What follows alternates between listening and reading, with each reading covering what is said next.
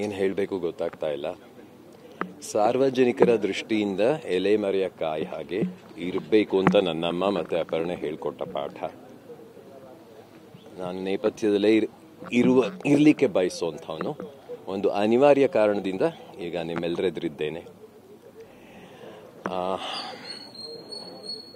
ಅಪರ್ಣಳ ಅಂತಿಮ ದರ್ಶನವನ್ನು ನನ್ನ ಮನೆಯ ಆವರಣದಲ್ಲಿ ಬಿಟ್ಟು ಅವಳು ಕೆಲಸ ಕೈಕೊಂಡ ರವೀಂದ್ರ ಕಲಾಕ್ಷೇತ್ರದಲ್ಲಾಗಲಿ ಅಥವಾ ಇನ್ನಾವುದೇ ಸಾರ್ವಜನಿಕ ವೇದಿಕೆಯಲ್ಲಾಗಲಿ ಮಾಡಲಿಕ್ಕೆ ಅನುವು ಮಾಡಿಕೊಡ್ಲಿಕ್ಕೆ ನಮ್ಮಿಂದ ಸಾಧ್ಯ ಆಗ್ತಾ ಇಲ್ಲ.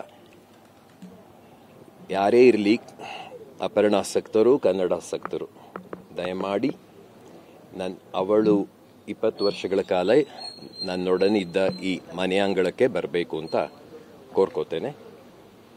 ನಮಸ್ಕಾರ. ಸರ್, ಎಷ್ಟು ಗಂಟೆವರೆಗೂ ಅಂತಿಮ ದರ್ಶನ ಇರುತ್ತೆ? ಆನಂತರ ಎಲ್ಲಿ?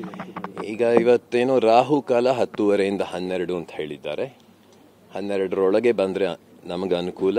ಆಮೇಲೆ ನಮ್ಮದೇ ಒಂದು ಕೌಟುಂಬಿಕವಾದ ಆಚರಣೆಗಳಿರುತ್ತೆ. ಅದನ್ನು ಮಾಡ್ಕೊಂಡ್ಬಿಟ್ಟು ನಾವು ಬನಶಂಕರಿಯ ವಿದ್ಯುತ್ ಚಿತ್ತಾಗಾರದ ಕಡೆಗೆ ಹೋಗ್ತೇವೆ. ಅದು ಬೇಡ ಅಲ್ವಾ? ನಾವು ಯಾವತ್ತೂ ಅದನ್ನ ನಂಬಿರಲಿಲ್ಲ.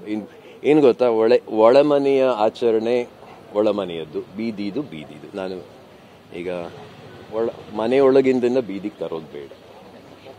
Okay, thank you.